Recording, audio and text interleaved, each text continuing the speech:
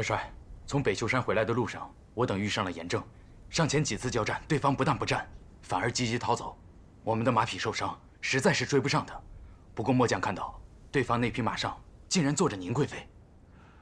他们是故意让你们看见的吧？应该不会。本打算从南秀山过来，我们中途改变了计划，对方不可能知道。严宽、严正向来狡诈，宁之失踪，皇上并没有理由秘而不宣。即便真的秘而不宣，太后留在宁之身边的内应也会及时告诉我。确实，皇后知道我在这里，如果有这样的事，她也会立刻派人通知我。严氏兄弟惯用的伎俩，很有可能宫里那个宁之是假冒的。郎大哥，我需要你回宫一次，帮我去查证一下。好，我马上回宫。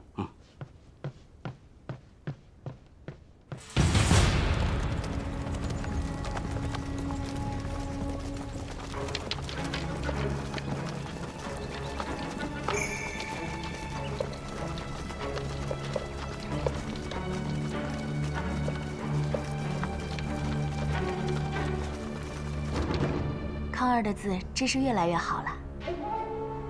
是啊，康儿的确是众多皇子中最上进的一个。参见贵妃娘娘，参见皇后娘娘。朗坤，你不是跟着魏广一块去抓严宽、严正了吗？怎么回来了？先别问。这两天，皇宫有没有发生什么奇怪的事？没有啊。那这两天，有没有常常见到贵妃娘娘？怎么了？有没有发觉她跟平常不一样，或者是有什么异样？没有。皇上驾到！康儿，想父皇了没有？父皇过来看你。拜见父皇。哼，今天的几个字写得非常好。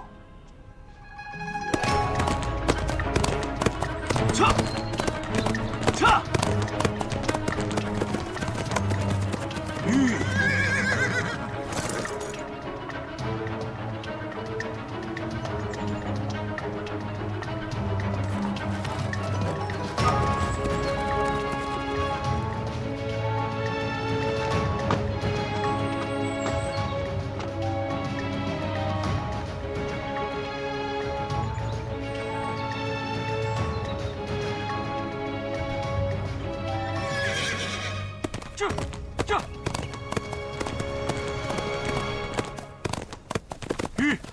有没有见到宁之？见到了，没觉得他有什么不对劲。皇后娘娘这两天常常见到他，也没觉得他有什么异样。放心吧，严正手上那个是假的，宁贵妃还好端端的在宫里面。说。报告魏大元帅，我们发现严正带着贵妃娘娘去了山丘中间一个农舍，他们大概15、16个人，宁贵妃受虐不堪。一边走一边被鞭打，晕了之后又被凉水浇醒，拖起来继续走。郎大哥，我们的大军就在山脚下，你让他们将这2个山头团团围住，但是千万别轻举妄动。也许宁之真在他们手上。我去找宁之。魏广，这事交我去做吧。你见了宁贵妃，情急亲切，关心则乱。魏广自有思量。撤！喂！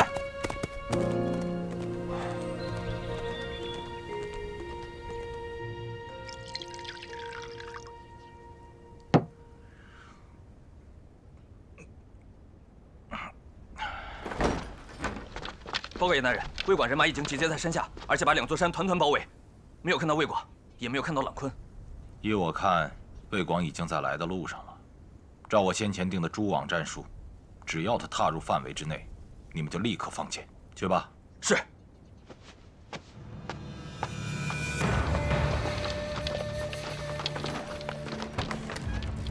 哎，你干什么的？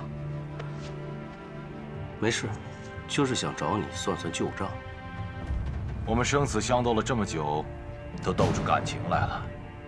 来，把这碗先喝了，喝完了。我们再斗。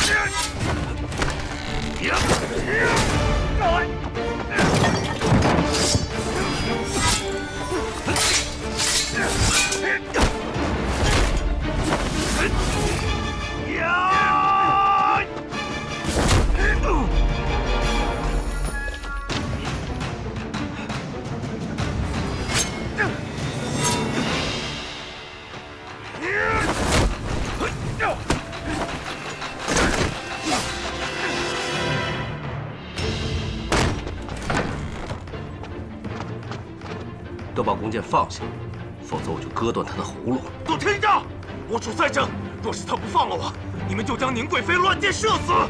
魏光，你不要管我，割断那个畜生的喉咙。3。魏光，最后一口气，我要告诉你，皇上他不是好东西，我根本不爱他。2。我宁之一生爱的人只有你魏光一个，下辈子我一定会去找你。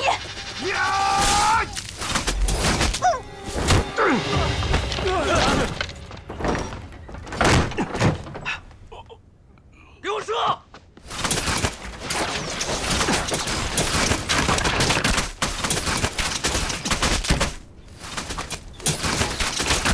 上！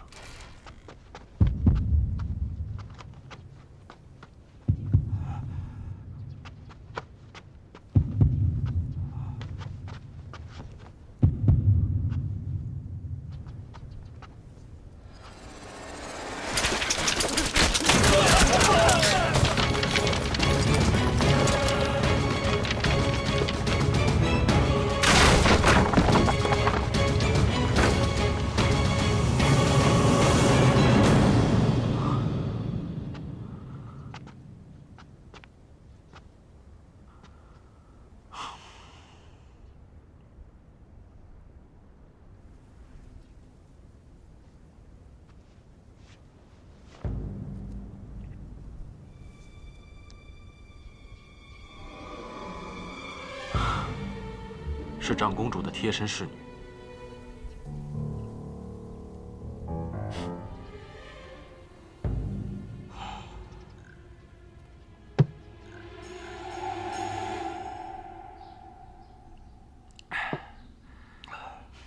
你这个人真是狡猾，反过来利用严正对你设下的陷阱。严正认为他的易容术天衣无缝，岂知出生便露馅。他期待我会为了宁之分神，我就满足他的要求。老实说，我真是担心你见了那以假乱真的宁贵妃，会一时心软。当日严正对我所做的事，真是让我恨之入骨。我多想亲手宰了那个畜生。大好的机会，让你抢了风头。不过，我倒是要对你说一声谢谢。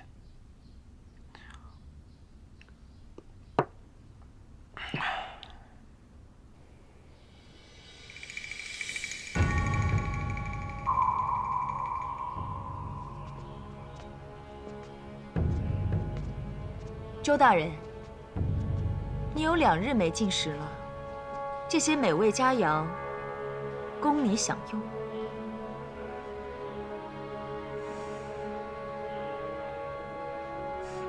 宁妃娘娘，如果你想让我画押，为你们承担所有的罪行的话，那我劝你还是免开进口吧。我再给你1日时间考虑，1日之后，我就不客气了。用不着1日，现在就可以给我动刑。如果不动手，那我就回大牢了。你。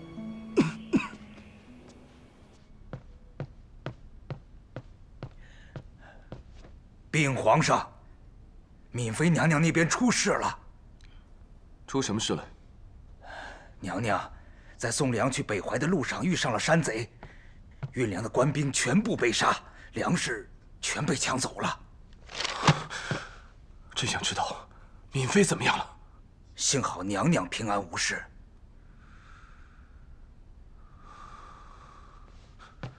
怎么会这样呢？前2次运粮不都安然无恙吗？是啊。臣妾参见皇上。不知道宁妃的身体好些了没有？臣妾已无大碍。刚才听到丞相所说，不知道没了粮食，那些灾民可怎么办啊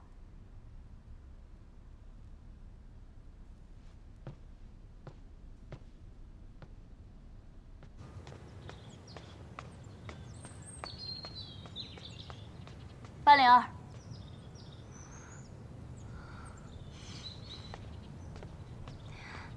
宁贵妃，行礼。你身体可痊愈了吗？都怪我这些日子忙着赈灾，没来得及向您问安。我应该恭喜你封妃，这也是你一直想要的吧？宁贵妃，您这是在怪我是吗？这些都是皇上拿的主意，我也没有选择的余地。我们这些人的命运是由不得自己的呀。能成为妃子是你自己命运的安排，这些无需向我解释。我来是想问你，为什么运送灾粮会遭遇山贼？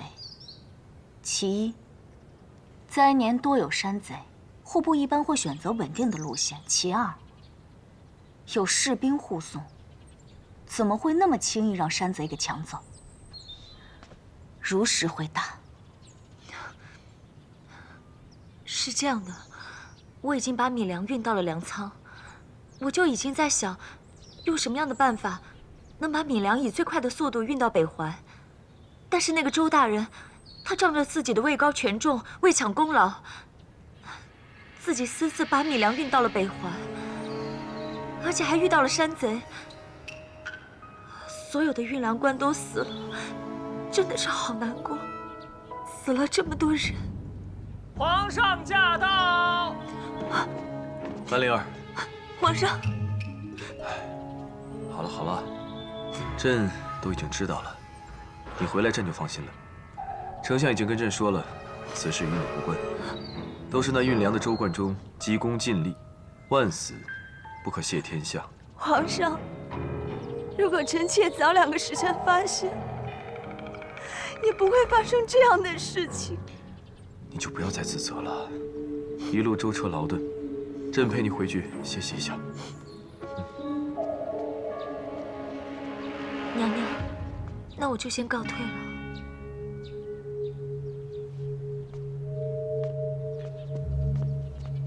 敏妃啊，这一路上真的是辛苦你了。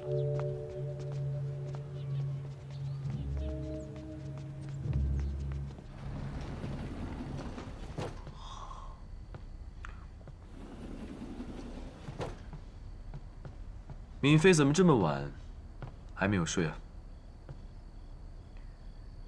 看你闷闷不乐的，还是因为那批赈灾粮的事情。算算日子，太尉最迟明天就会把粮食送到那批灾民的手里了。但是还是会有上千的人被饿死。那朕问你，是你让老天下雨造成灾害的吗？不是。那是你让周贯中做这样蠢事的吗？当然不是。好了，那你还需要自责吗？周贯中倒是聪明，事发以后就悬梁自尽了，不然朕会让他凌迟处死。皇上，臣妾有件事情，不知道该不该说。说。这次回来，我发现宁贵妃看我的眼神，好像和从前不一样了。是你这些天思虑过多，想太多了。或许是吧。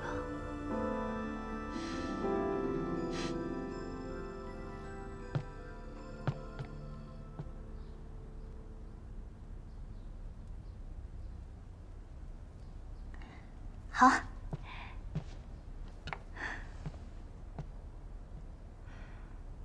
昨天朗坤回来说，严正已经被除，现在魏广在追查严宽的下落。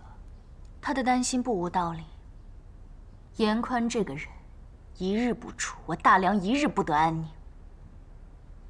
娘娘是否记得周贯中大人？不记得。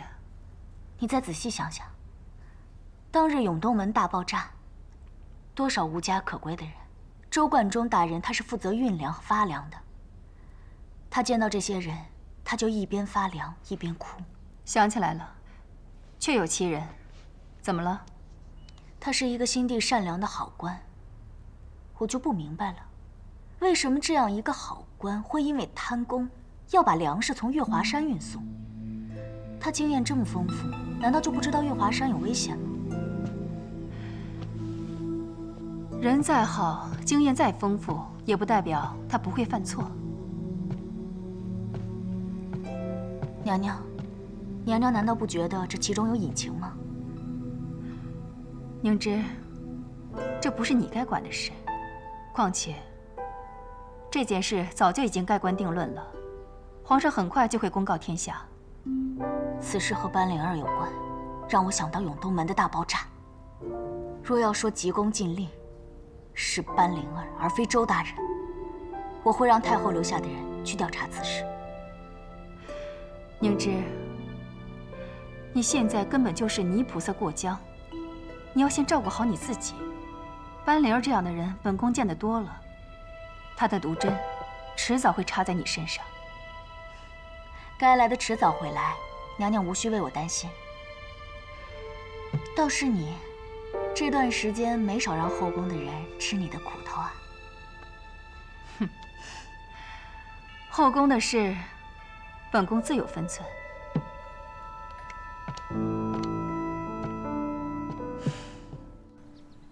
听说你找我，有什么事吗？明妃娘娘，奴婢的兄长在乡下得了重病，急需20两药费。奴婢知道，娘娘不会白帮奴婢，所以，奴婢有一个天大的秘密，要告诉娘娘。你兄长得了什么病？消渴症。消渴症？消渴症很麻烦呀，20两。怕是不够，我给你50两。谢娘娘。娘娘，宁贵妃毒发那日，奴婢去传御医的时候，看到屏风后站着个男人。快传御医。是。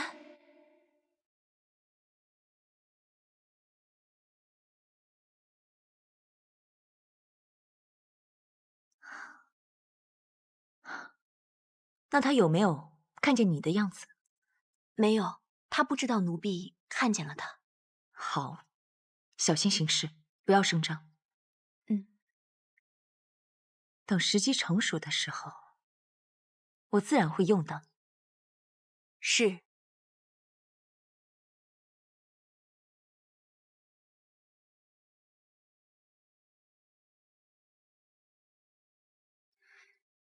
这些石料是广北的特产，我特意拿来送给姐姐的。哦，还有这些百衣被是燕都近郊百姓送给我的，我很喜欢。妹妹，我有件事情想要问你。那真是巧了，我也有事情要跟姐姐说。那姐姐先说吧。周大人的供词里面提到，是因为他贪功，才将米粮经由月华山运送，结果遭遇了山贼，米粮被抢，所有官员都被杀害，是不是这样？是的。可周大人身为运粮官的最高官员，他为什么没有亲自运粮呢？姐姐，你为什么要这么问？我认识周大人，我知道他是一个为人正直的人，所以我想要问清楚。下去吧。是。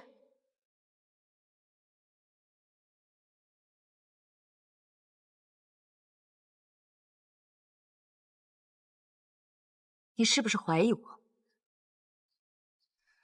我有必要怀疑你吗？是，你是没有说出口，但你的怀疑全写在脸上。姐姐觉得周大人为人正直是吧？妹妹可不敢苟同。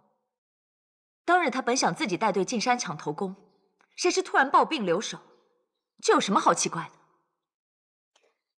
那周大人的病是心急还是旧患？看来姐姐的确是不相信我说的话了。其实说这个周大人也没有什么意思，我倒是有一些关于姐姐的事情想说，毕竟咱们姐妹之间嘛。若因怀疑生了嫌隙，那可就不好了。不妨说来听听。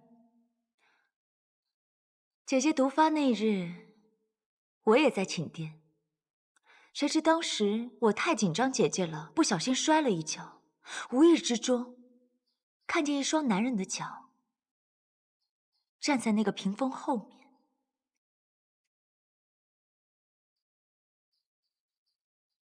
后来呢？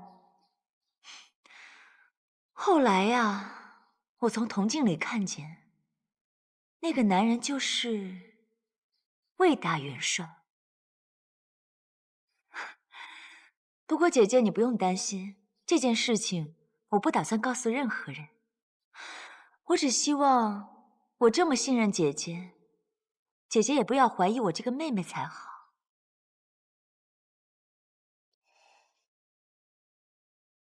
班灵儿，我行事光明磊落，不惧旁人说三道四。倒是你心中若是无鬼，为何会拿这些流言蜚语来要挟我？是不想让我继续查周大人的案子吗？姐姐既然不领情，那妹妹只好言尽于此了。姐姐的事情我自然会保守，只是这后宫啊，耳目众多，难免会有其他的宫女看见了魏大元帅。这件事情一旦暴露，事关陛下的颜面，也关姐姐的性命。不劳你操心。那好，时候也不早了，皇上还等着我用膳呢，我就不奉陪了。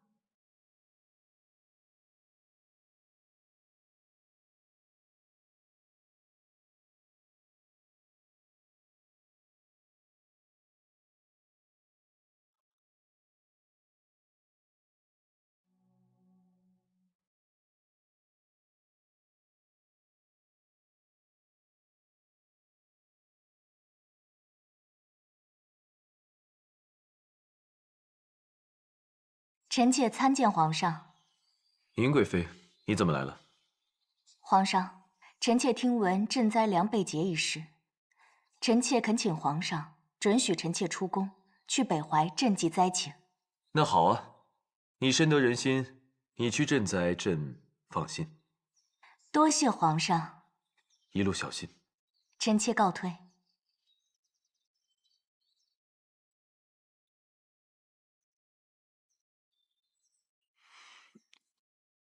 皇上，您真的放心让宁贵妃去赈灾？有什么不放心的呀？你有想说的，但说无妨。皇上，昨日皇后娘娘在御花园掌掴2位妃子的事，您可有耳闻？朕听说了。朕以为她在冷宫已经磨练心性，跟以前大不相同了，没想到固态复萌了。如果这样下去，那朕迟早再把她打回冷宫里去。皇上这是误会皇后娘娘了。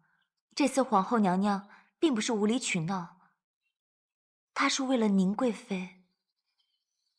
如果这2位妃子将宁贵妃的秘密传扬出去的话，这不仅会牵连了宁贵妃，还会让皇上蒙羞的。什么秘密？敏妃，你是不是知道什么？你没告诉朕，快快说来。臣妾该死。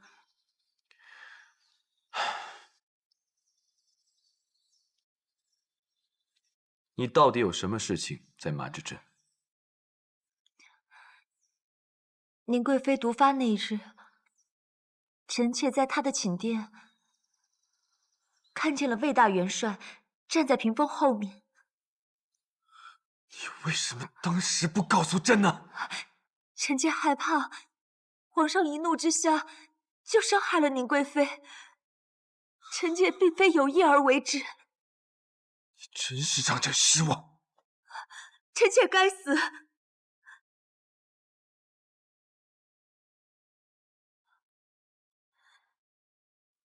宁贵妃对臣妾有恩，臣妾不忍心见她身败名裂。臣妾知道此事之后，坐立不安，觉得自己愧对了皇上，这几日是日日不得安宁。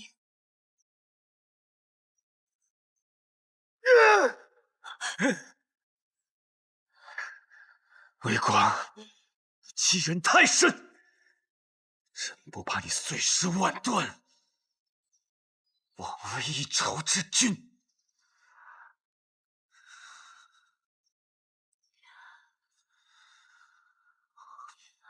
皇上，您千万不要轻举妄动。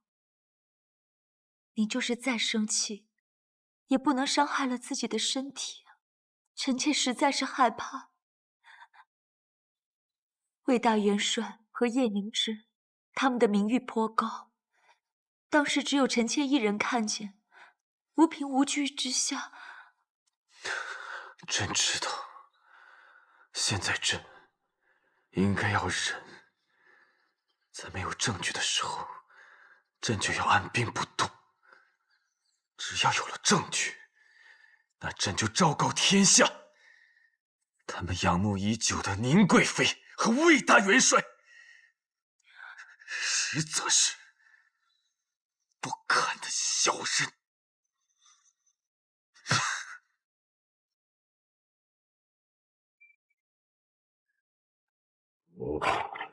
谢谢。谢谢，真的，谢谢。吃一口啊。谢谢啊。魏广，谢谢啊。啊，你来。谢谢。哎，怎么这么快就来了？下一个。我还以为要等到明早呢。你的。是他们说，看这天气，雨会越下越大，所以我们就快马加鞭的赶过来了。从来没有见过这么大的雨。你来多久了？3日，收到你的消息，我就立刻赶过来了。用过晚膳了吗？还没有。那一起吧。魏广，灾情怎么样？饿死近几千人，好在丞相及时将粮食送了过来，不然还会有3000多人死亡。你对周大人的事情怎么看？我和你的想法一样，这其中一定有隐情。周大人下葬了吗？这里的官员将他的尸体和几个饿死的灾民一起葬在乱葬岗里。这附近有很多房屋倒塌，这里的灾民都是从那里来的。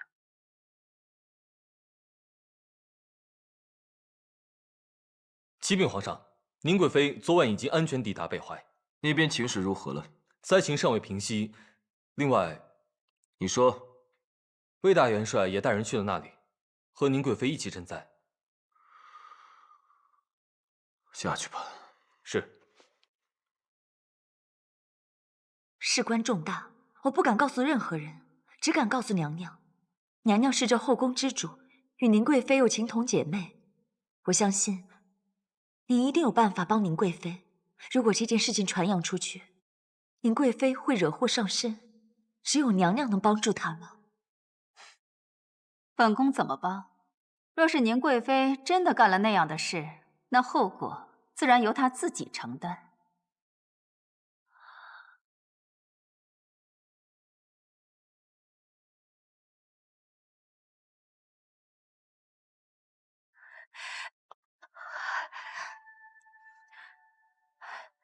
看见朗坤了吗？皇后娘娘，臣在此。朗坤。你先退下吧。是。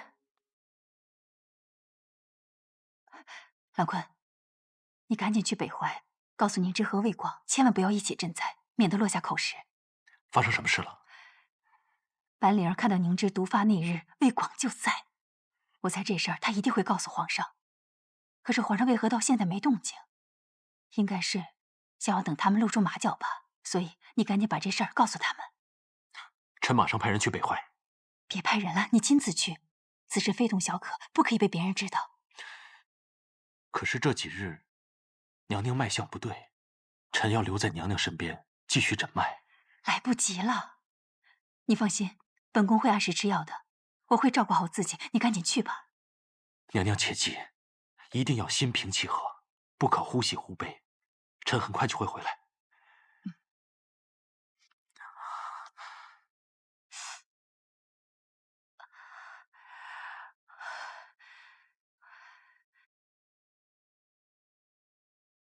贵妃娘娘，魏大元帅，此人就是当日为周大人诊治的张大夫。曹民拜见贵妃娘娘、魏大元帅。在宫外无需多礼，请起吧。谢娘娘。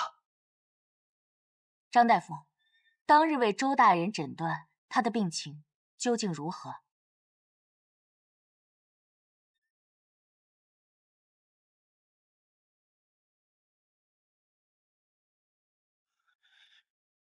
周大人本就患有不治之症，早就知道命不久矣，只是当时恐惧即将获罪，所以才……报！启禀大元帅，丹阳山大滑坡掩埋了整个村庄，各处都在抢救灾民，我们实在无法抽调人手前往丹阳山。宁贵妃，看来我必须亲自过去救人。我跟你一起去吧。将这2个人抓起来。是。魏大元帅，这是为何？将此人和张大夫分开审问，周大人死前3天的详细情况，对比口供。是。就在这儿审吧。这个张大夫要尽快审问，不要太难为他，还要让他多给灾民配些药。是。带走。走！贵妃娘娘，魏大元帅，贵妃元帅，魏大元帅，妃是冤枉啊！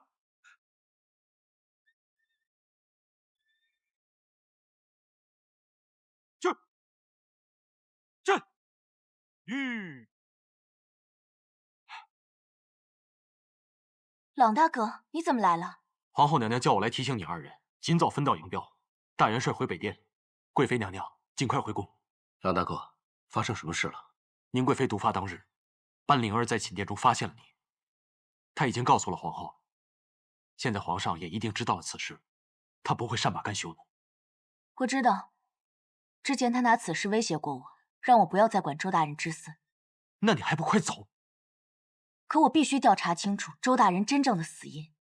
魏大元帅这边也是名正言顺，丹阳山滑坡掩盖了整个村庄，死伤无数，当地官员需要军队的支持，魏大元帅有调动的权利。只怕皇上猜忌起来，你们说不清楚，再有闵妃挑唆。皇上的猜忌也不是这1、2天了，不然我怎么会遭到严宽的毒手呢？周大人之死，班灵儿是脱不了关系的。他越是教唆皇上，越是证明他很有可能就是真正的凶手。我们必须先发制人。我赞成宁贵妃的说法。好吧。朗大哥，你是大夫，跟我们一起去救人吧。好了好了，我就舍命陪君子。你别乱动，马上好了，马上来了，坐这吧。好，给你上药了，坚持一下，慢点。坚持一下，把那个地方别休息了。别碰着伤口，来，我包扎一下，反正给我拿。来，赶紧把药给他服下。好。坚持一下，挺重要，挺重要。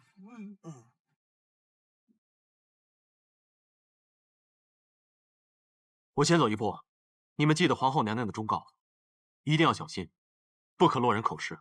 放心吧，朗大哥，我们会小心的。朗大哥，骑我的马吧。好，那我不客气了。朗大哥，如果皇后娘娘的病没有什么大碍的话，你就快点回来吧，我们这里缺大夫。我会回来的。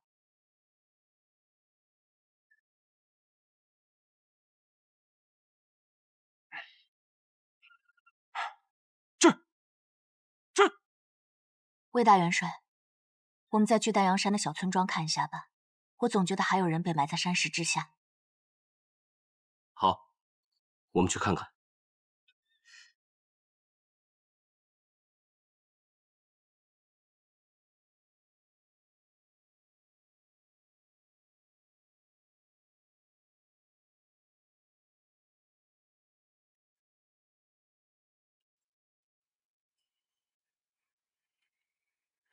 皇后娘娘，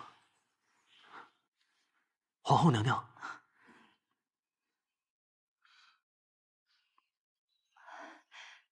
你终于回来了，不是说昨天回来吗？怎么现在才到？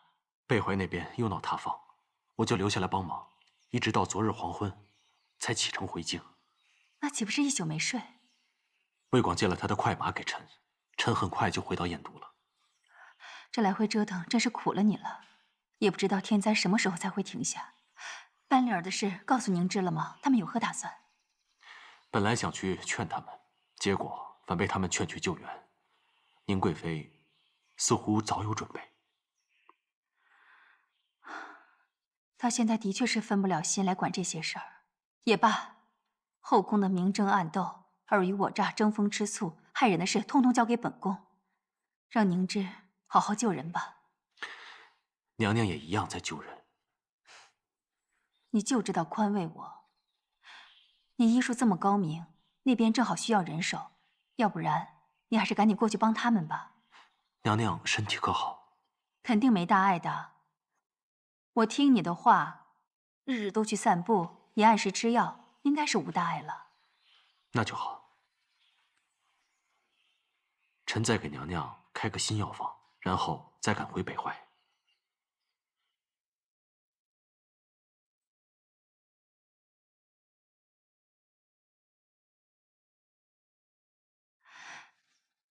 保重。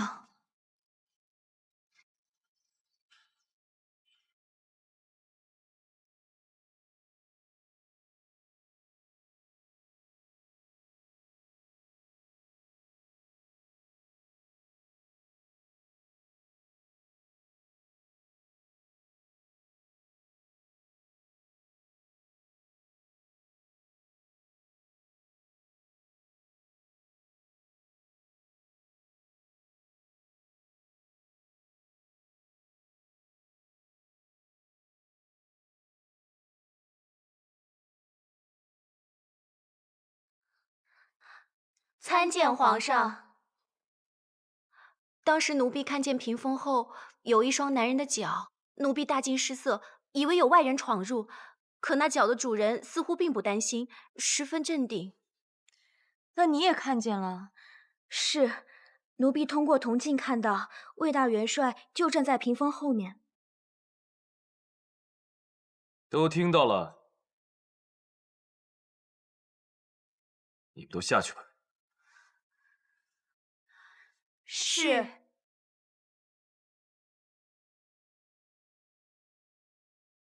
这是后宫的家丑，家丑不可外扬。但此事牵扯到战功赫赫的魏大元帅。魏广为大梁立下战功不假，但他果真做出此等欺君之事，便是我大梁第一佞臣，朝中也绝容不下此等忤逆之人。皇上，老臣明白皇上的心痛，定会按照皇上的旨意去做，让文武百官对此事缄默。丞相所言极是，明日魏广和叶凝之就会返回，我会带着文武百官前去祭天，一切行动听朕指示。阮大哥，你留在这儿，我们先走了。行了，我尽力而为，你们小心。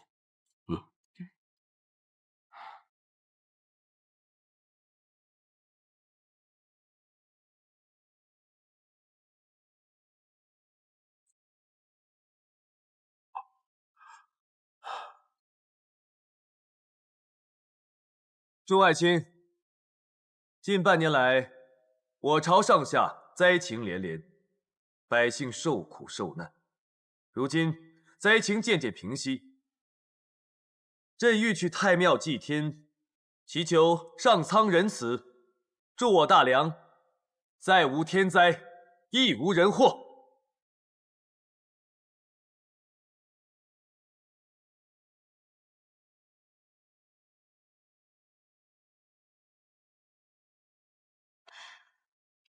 皇上，皇上要去祭天，理应由臣妾陪同。若是臣妾不去，岂不是有钱无坤，是要惹天下人笑话的。皇后失德，就不怕扰了天地神明吗？说得好。陪同皇上的侧妃名不顺，且残害生命，犯下滔天大罪。若是这样的人都去祭天，岂不是惹得神灵众怒吗？皇后，你不会当着满朝文武的面，把后宫那套又摆上来吧？你当真是不要脸了吗？宁贵妃到，魏大元帅到。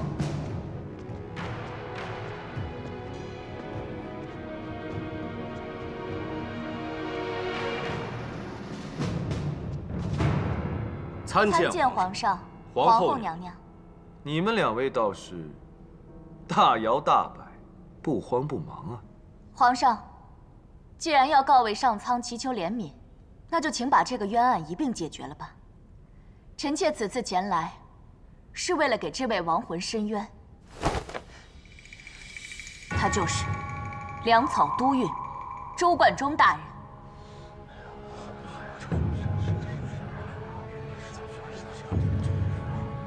朕已经说了，要去太庙祭天，吉时不可错过。皇上，这件事情和北怀的上千灾民有关。朕已经说过了，等回来之后再说。你们还不退下？臣妾很想退下，但是为了这位忠臣，为了100名无辜牺牲的运粮兵，为了上千名白白饿死的灾民，臣妾一步都不能退。试问皇上要带着这样的冤情去祭天法祖，是要对天地大不敬吗？上天也不会让你们这样的人去祭拜。好啊，朕倒要看看你们到底要跟朕说些什么。快说！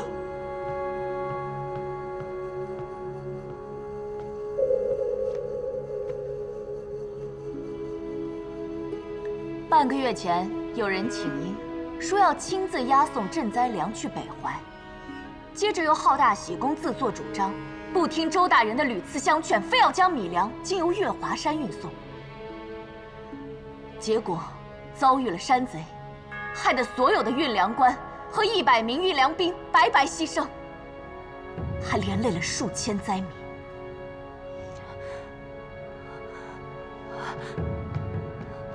姐姐，我知道你不喜欢我，可你怎么能这么污蔑我呢？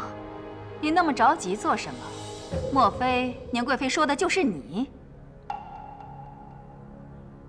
没错，我说的那个人就是敏妃。事发之后，她不但没有补救，还串通当地经手的官员，将所有的罪责都推到了周大人身上。周大人不肯画押认罪，他就买通了大夫，在周大人的药里做了手脚，让周大人以为自己得了不治之症。你胡说！周大人那么好的人，被你逼得连性命和一生的清誉都不要，签字画押之后就上吊自尽。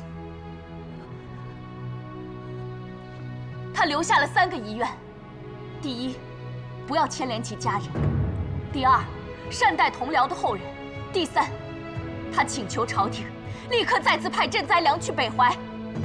不，根本没有这样的事。什么周大人，什么大夫，统统都是污蔑。当地有棵很大的榕树，平民百姓会把自己的心愿挂在树上，那些地方官员奉承你，一定说满树的许愿桃都是恭喜你被封为娘娘，你当时应该很得意吧？但其实，大家的心愿都希望大梁不再有战，周大人死后那棵榕树已经一片白了。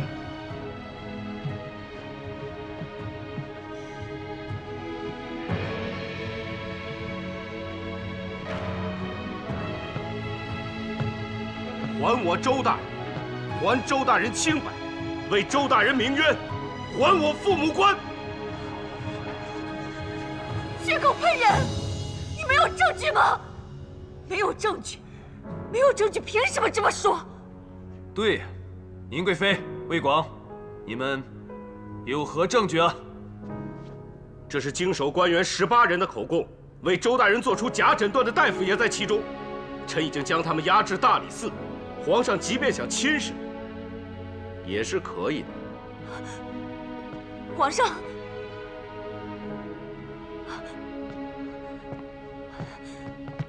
各位大人们，千万不要相信他们所说的话。将米粮从月华山运过去，是我的主意。我为什么要这么做？这对我有什么好处？班灵儿，因为你的自私和无知，害死了一代忠良和数千人的性命，也让一众官员和百姓心寒。皇上，千万不要相信他们2个人，他们2个本来就是奸夫淫妇，自然是夫唱妇随。他们一定是知道自己命不久矣，所以想办法来构陷臣妾。娘娘说出这样的言辞，魏某倒是愿闻其详。你还抵赖？魏大元帅，你就别装模作样了。你经常偷偷潜入宁贵妃的寝殿，和她私会，就连她毒发那一日，你也在寝殿之中。她的宫女都看见了，你敢否认此事吗？我从来没有和宁贵妃私会，不过毒发当日，我的确在她寝殿。那可是宁贵妃的寝殿，你一个男人潜进去，除了私会，还有什么理由？臣一直在追查严宽、严正2兄弟诈死一事，但当时向皇上回禀，皇上认为严宽必死，无奈臣只有暗中追查更确切的证据，却发现严宽易容成东方轩混入宁贵妃寝殿，千钧一发，宁贵妃身体不适，为保皇上爱妃安全，我身为臣子，当然责无旁贷。当日，严宽所假扮的东方轩以皇上为借口，支开了所有人。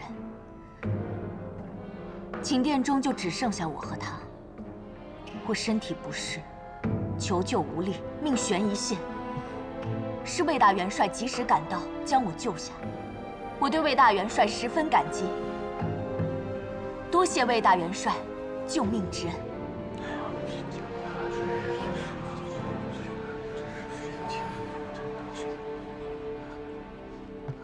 皇上，皇上，如果你信他们俩却不信臣妾的话，那就请您赐臣妾3尺白绫，臣妾当着文武百官的面以死明志。老天，你告诉大家，他们说的一切都是假的，都是假的。各位大人，敏妃说的是对的。宁贵妃和魏大元帅所说的，的确是片面之言。他们找来的证人，也的确有可能是被收买了的。同样的，敏妃刚才所言，也有可能是假的。她所说的宫女，也有可能已经被收买。难道这就是个悬案了吗？我堂堂大梁，满朝文武，却解不开一个运粮案。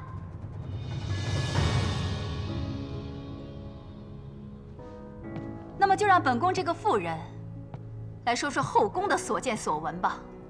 3月24日，永东门大爆炸，死伤近1000人，4天3夜，不眠不休抢救灾民，晕倒醒来又继续去赈灾的，是宁贵妃。2月前宁州旱灾，身体抱恙，仍然在赈灾现场的，还是宁贵妃。那个时候敏妃在做什么？她在勾引皇上。皇上，你在大殿上看不清，不如去大榕树下问问那些挂白绫的百姓，宁贵妃到底有没有本事买通全大梁的子民来诬陷一个敏妃？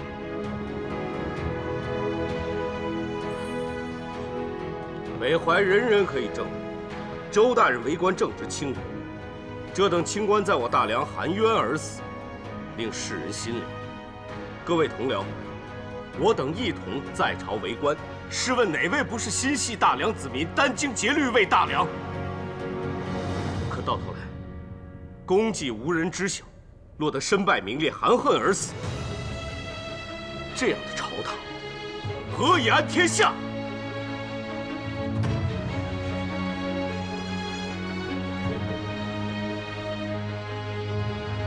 大理寺奏请皇上，立即让臣着手会审，灾情连连，需给百姓一个说法。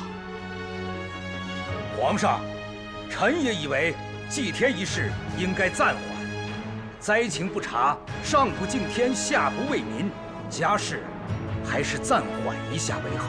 请皇上下令彻查灾情。请皇上下令彻查灾情。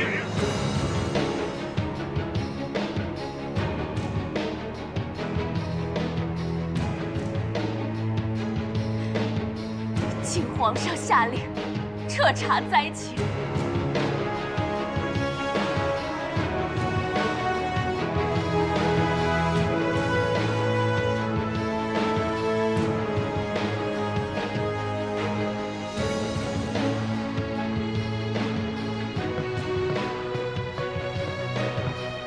皇上，皇上。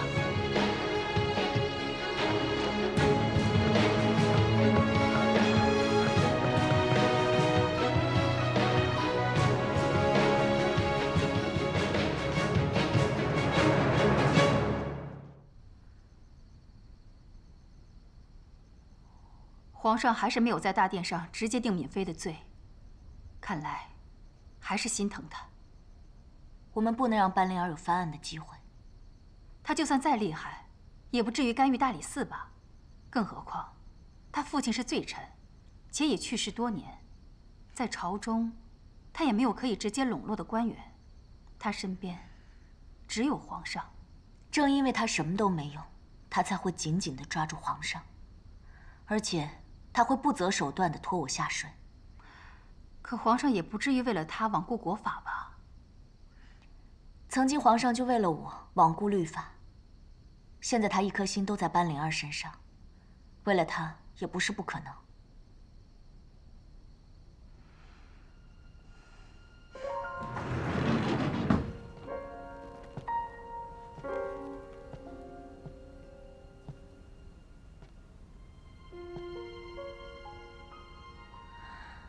参见皇上。皇上，今天在大殿之上，丞相他们都相信宁贵妃所奏之事，但只有一个人没有说话，那就是皇上。臣妾恳请皇上告诉臣妾，在你的心里，你是信宁贵妃，还是信明妃？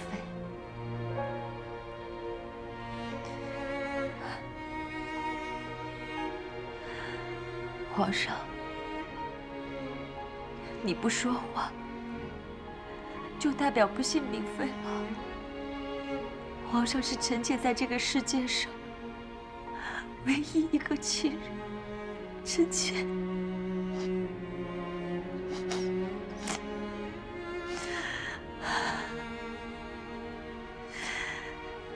人生走到这里，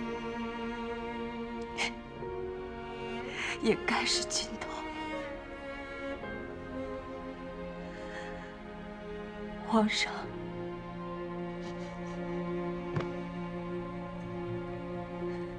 臣妾不用劳烦皇上赐牌令，臣妾自己准备了。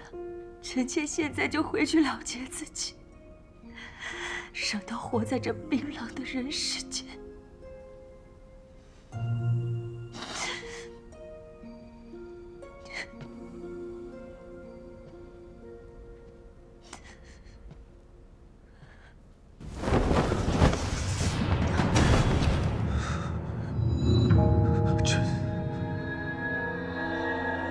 信宓妃。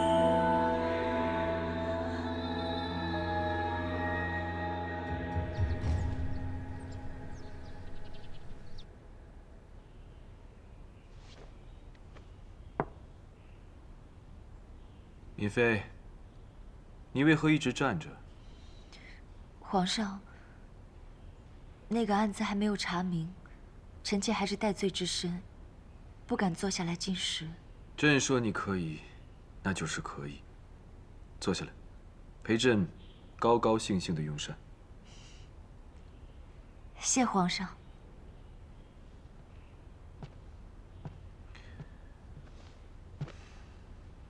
这就对了嘛。坐下来，陪朕好好的用膳。你看看你啊，熬得如此憔悴，都没有以前好看了。你要再这样的话，那朕可就不来长思殿了啊。是啊，臣妾一会儿就回去，好好收拾自己。来，这段时间朕的心情不佳。用完膳之后，你陪朕去御花园。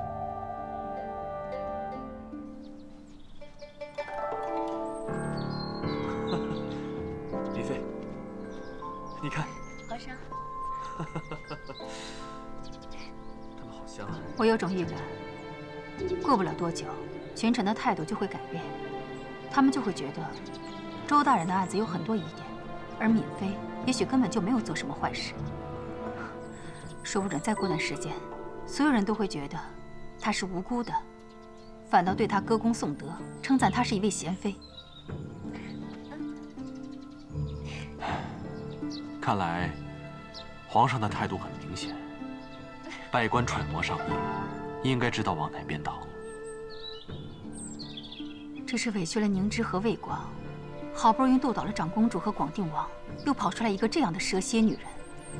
我真的很担心这场仗会比之前的更难打。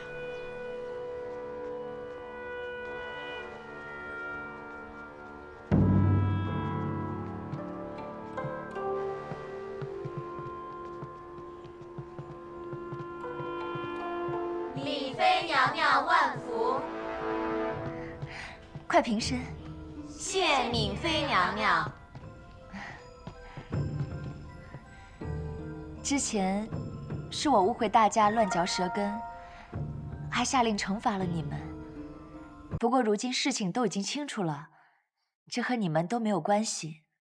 今日我是特地来赔罪的。娘娘何错之有？奴婢们受不起。我特意带来一些皇上赏赐的糕点给大家，这些都是上好的血燕，对女子最是滋养。还请大家收下我这份好意。奴婢们不敢。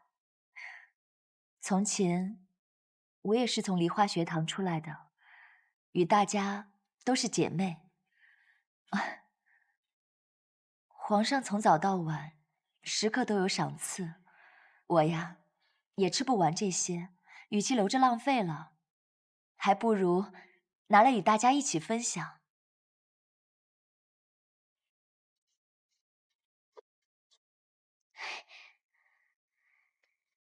哎，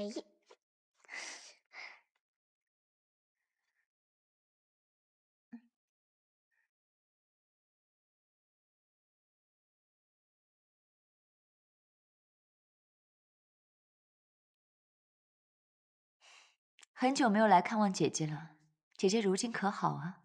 冬梅，先带康儿出去玩吧。是。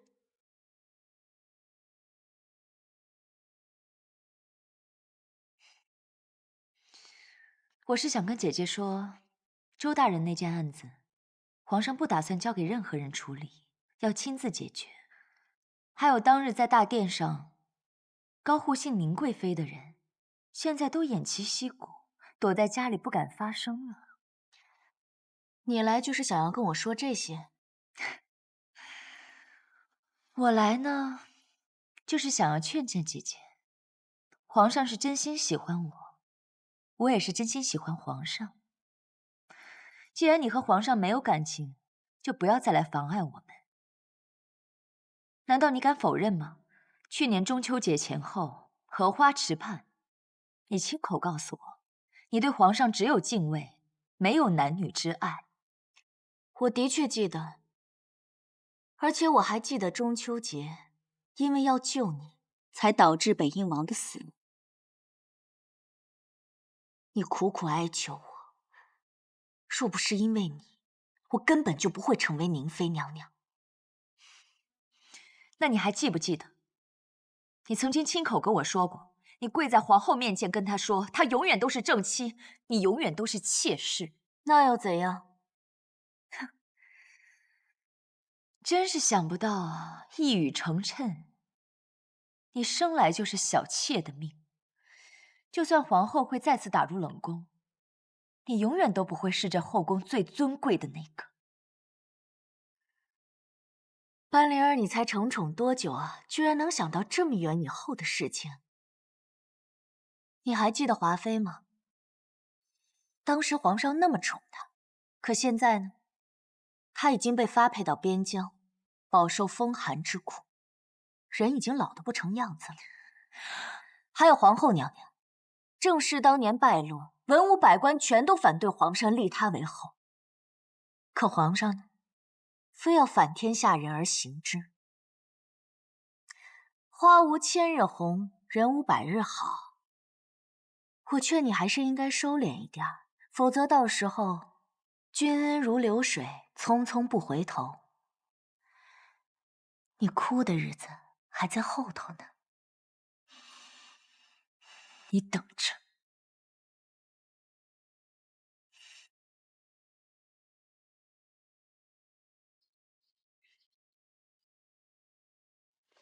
皇后娘娘，皇后娘娘，大理寺果然将运两案搁置下来，人证物证俱在，都无法动摇皇上爱护敏妃。咱们这位天子真是……宁芝和魏广已经这么努力的斗那个小妖精了，莫非他比长公主和严宽更难对付？皇上一贯如此，当年也是因为我而压下了北婴王的案子。其实这次最苦的不是我跟魏广，而是周大人，还有苦苦等待救济粮却饿死的百姓们。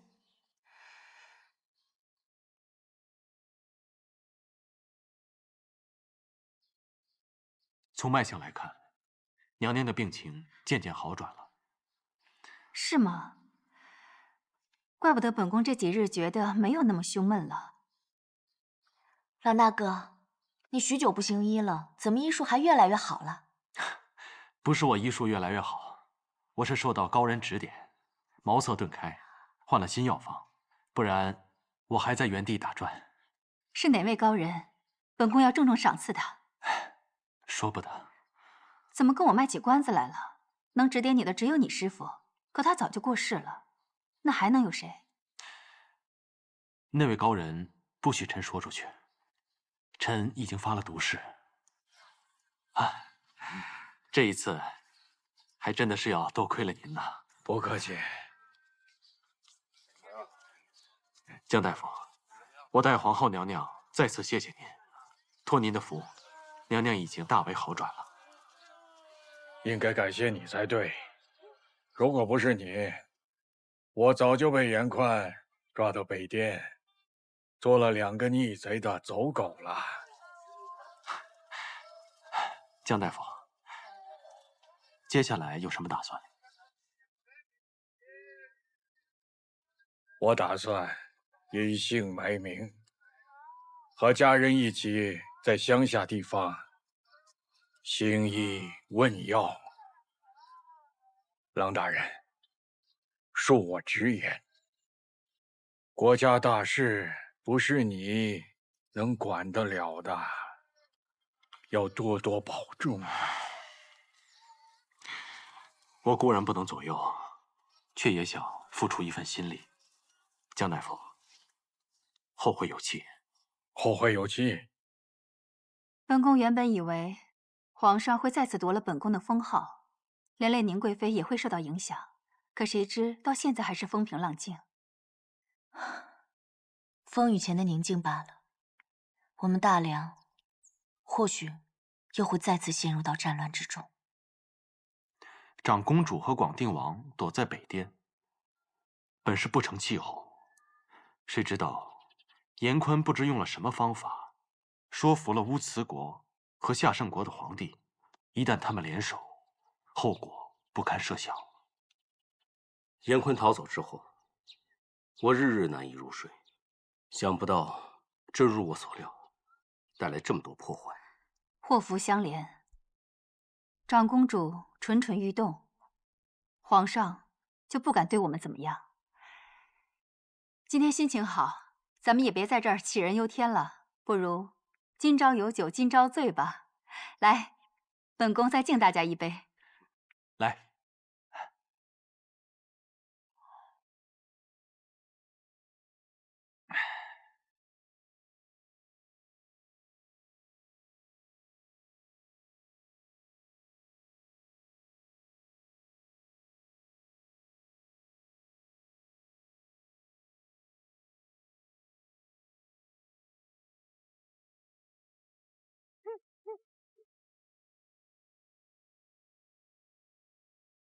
九云道长，这么晚了，找我所为何事？恭喜娘娘！我何喜之有？贫道夜观星象，发现你3月之内会怀上龙胎，此胎贵不可言，日后会成为大梁的95之尊。真的？贫道之前为你所算之事，哪一件没有应验过？如果真如道长所言，那我就有盼头了。但娘娘还需格外小心，星象吉中带凶，且地星忽明忽暗，寓意皇上对娘娘的宠爱并不稳固，要想办法抓住皇上的心呐。那我应该怎么做？还请道长赐教。贫道只能说到这里，其余的就看娘娘的造化了。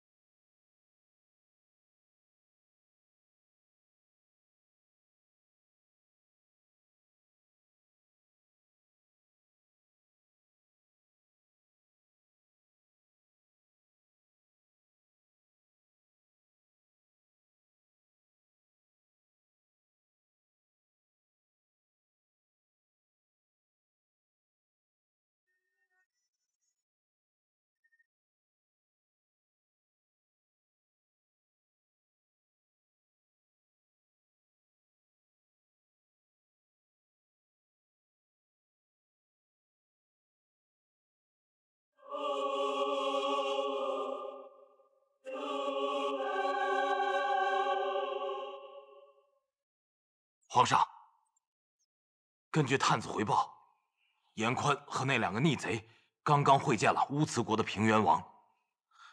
他们谈得如何？详情尚不可知，但据探子回报，他们相谈甚欢，平原王还亲自送了他们一场。丞相，你代表朕出使乌兹国，想办法将平原王拉拢到我们这里，必要的时候可以给些好处。总之，不能让平原王跟那2个逆贼在一起勾结。皇上，臣即刻去草拟国书。丞相，先等一等。皇上，臣妾有个请求。听说平原王很是宠爱他的王后，若是臣妾与丞相一起前往，也可趁机接近王后，从他身上下手。此计甚妙。你真的是朕的爱妃啊！去了之后，一定要想办法跟乌兹王后好好相处。是。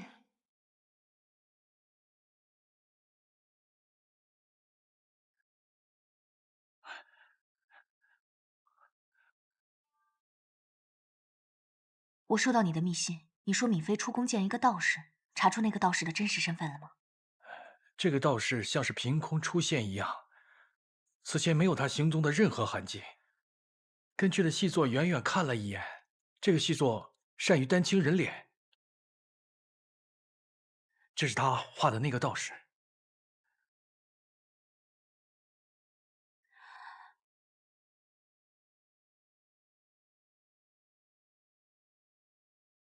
平原王有礼。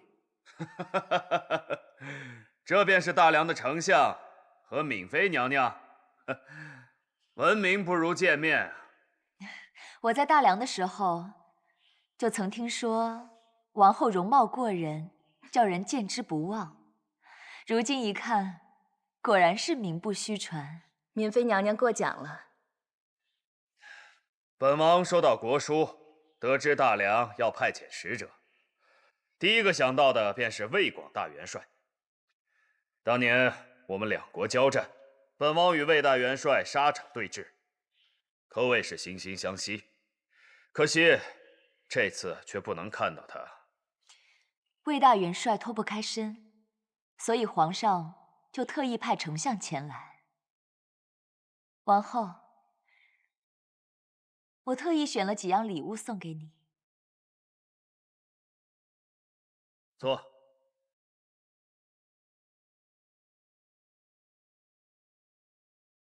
请。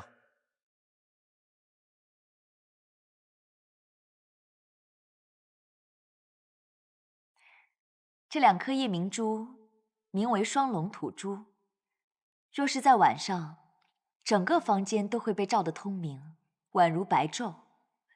若是把它镶在颈斜上，那一定是熠熠生辉，就像天女下凡一样。那我可要好好看看。丞相前来是为了何事？其实你堂堂一品大员，又代表大梁皇帝而来，恐怕不只是送礼这么简单吧？是否和长公主拜见本王有关？是，皇上派我来，就是想和你商讨结盟之事。结盟？本王暂无此意，时机到了，本王会再约你商谈。来，先喝酒。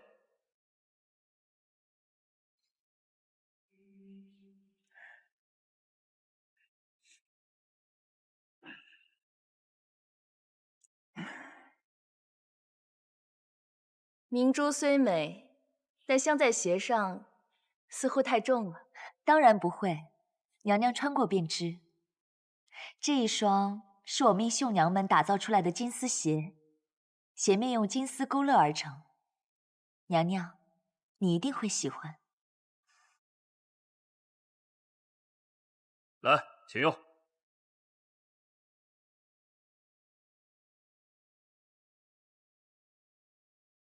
丞相，你为何不将我的话放在心上？我一早便说过，谈判要讲究策略。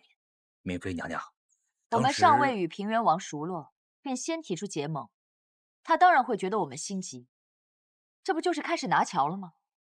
以后我们还要怎么谈？此次出师不利，你准备如何向皇上交代？娘娘，臣准备。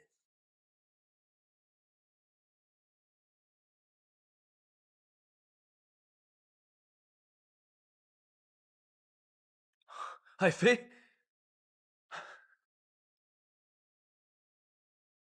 爱妃，朕对你甚是思念，你可回来了，一路辛苦了。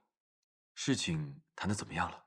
臣妾与王后一见如故，王后对臣妾很是友善，平原王也很是热情，也一直在提着皇上。这么说，结盟有望了？那是自然，不过还得看皇上是否愿意接纳他们。当真如此？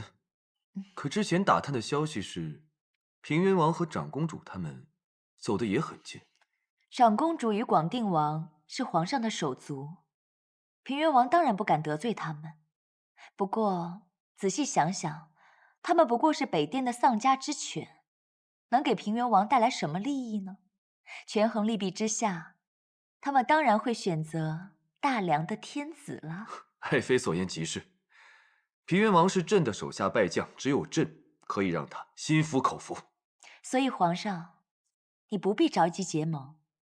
现在是乌兹国有求于大梁。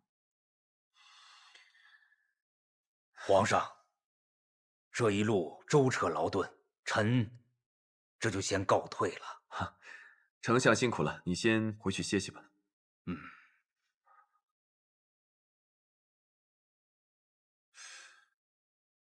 丞相看着一脸疲惫，是不是在乌兹出什么事了？丞相年事已高，难免精力不济。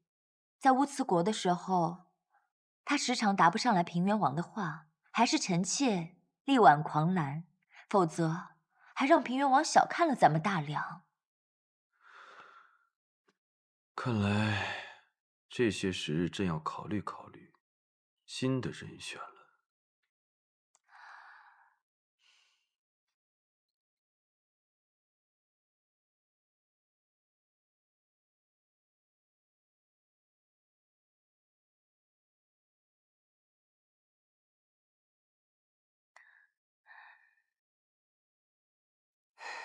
这儿的风景还是这么美。这样的风景，不知道还能看多久。何出此言？今天我遇到丞相，他想辞官，被我阻拦了。丞相出使乌兹国，谈何顺利？林家讲才对，怎么会？和乌兹议和的事情，和闵妃说的完全不一样。平原王态度不冷不热，根本就没有想过和我们大梁结盟，可见已被长公主拉拢。为何闵妃告诉皇上，平原王很愿意议和呢？这样会误了大事。皇上偏偏喜欢听唯言之词。难道皇上真的只信闵妃的话？闵妃说的都是皇上最想听的话，自然一叶障目。若是平原王真的跟长公主结盟，半灵儿她如何向我大梁子民交代？眼下，他只有讨好皇上的欢心就心满意足了，哪里会想到长远的未来？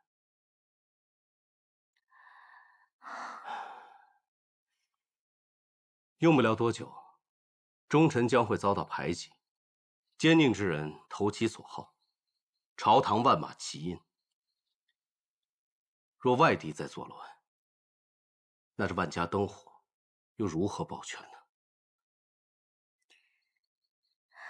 既然你已经预测到了危机，想必你已经想到了办法解决。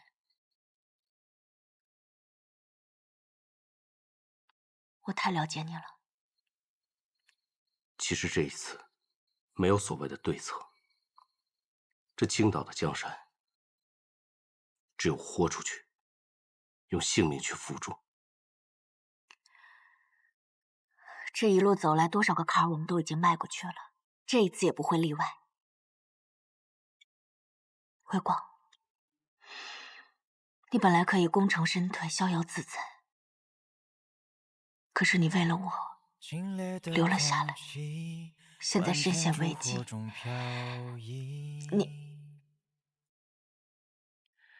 你曾是这里最平凡的流萤，我多想。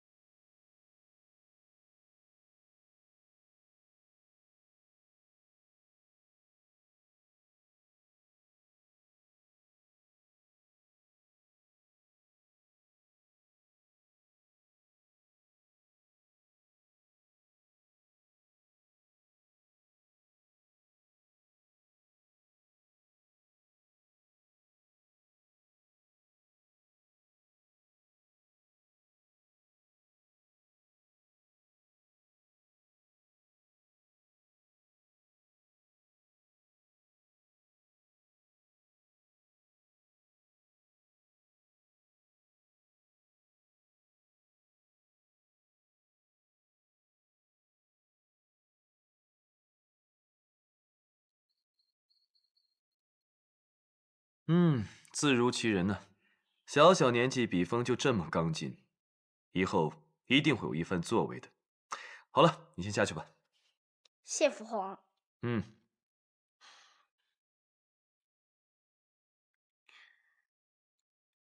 皇上今日精神不错。是啊，朕近日听闻很多喜讯，心情当然大好了。皇上这么安心，想必是已经安抚好作乱的内贼了。之前朕担心长公主会勾结邻邦来对付朕，如今乌兹着意讨好朕，其他也不足为惧。那朕何必为那2只丧家犬而烦心呢？前不久乌兹国与我大梁兵戈相向，损失惨重，难不成他们就一点都不记恨此事吗？天下熙熙，皆为利来；天下攘攘，皆为利往。如今我大梁兵强马壮，这乌兹也是识时务的。臣妾听闻，好些官员都在抱怨，说朝廷削减了他们的俸禄。这是闵妃请奏的，也是闵妃的一番心意。如今财政紧张，那些官员一个个都贪得无厌，给多少俸禄都不知足。太祖皇帝曾经立下规矩，后宫不得干政。